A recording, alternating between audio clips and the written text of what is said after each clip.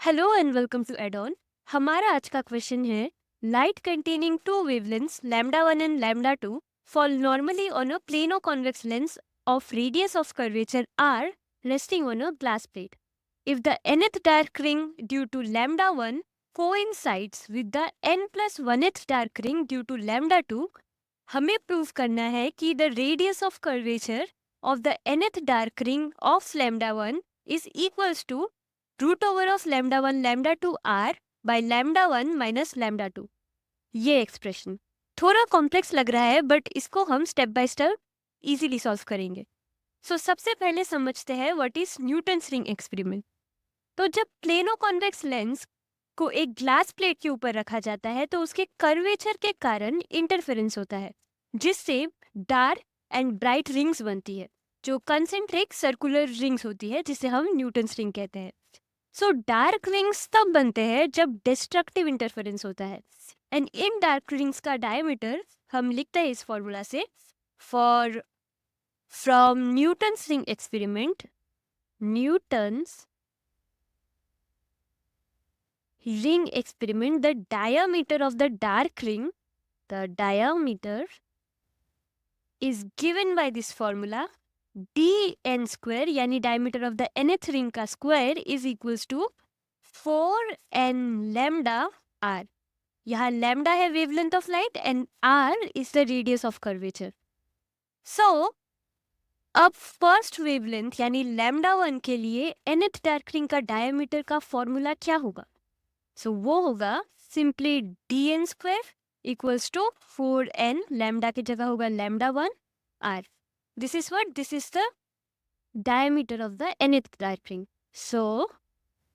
For nth dark ring due to lambda 1 dn square equals to 4n lambda 1 r। अब दूसरे wavelength के लिए देखते हैं। दूसरे वेवलेंथ के लिए यानी lambda 2 के लिए n plus 1th dark ring nth dark ring due to lambda 1 के इक्वल होगा क्योंकि ये दोनों कोइंसाइड कर रहे हैं। n plus 1th dark ring के लिए लिखते हैं for n plus 1 with dark ring due to lambda 2 that will be equal to t n plus 1 का स्क्वायर इक्वल्स टू 4 n की जगह होगा n plus 1 lambda 2 r।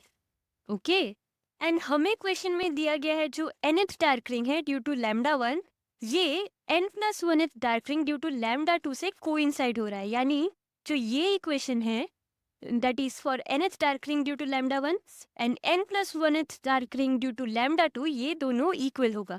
अब हम इन दोनों को इक्वेट करेंगे given dn square is equal to dn plus 1 का स्क्वायर।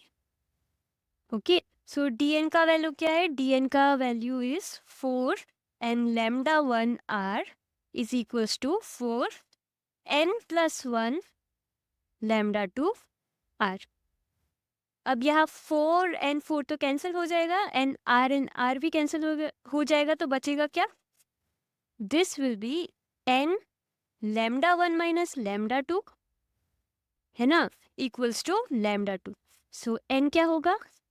n होगा lambda 2 by lambda 1 minus lambda 2। ये है हमारा n का वैल्यू। अब हम जानते हैं जो डायमीटर होता है वो रेडियस का ट्वाइस होता है। हम इस कंडीशन को यूज करेंगे। d will be equals to 2r। okay, r is the radius। now diameter of the nth ring due to lambda 1 can be written as हम dn को लिख सकते हैं 2rn। ये nth ring के लिए रेडियस एंड डायमीटर है। This is some metre of nth ring due to lambda 1 है ना। dn स्क्वायर क्या होगा? dn square will be equals to 4rn का स्क्वायर।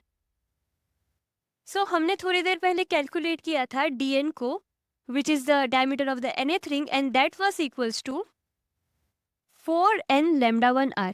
हम इसको उस इक्वेशन से इक्वेट करेंगे। So 4n lambda 1 r is equals to 4rn square. यहाँ 4 and 4 तो कैंसिल हो जाएगा. सो बचेगा क्या? rn square equals to n lambda 1 r. So n का वैल्यू हमने अभी कैलकुलेट किया था and n was equals to lambda 2 by lambda 1 minus lambda 2.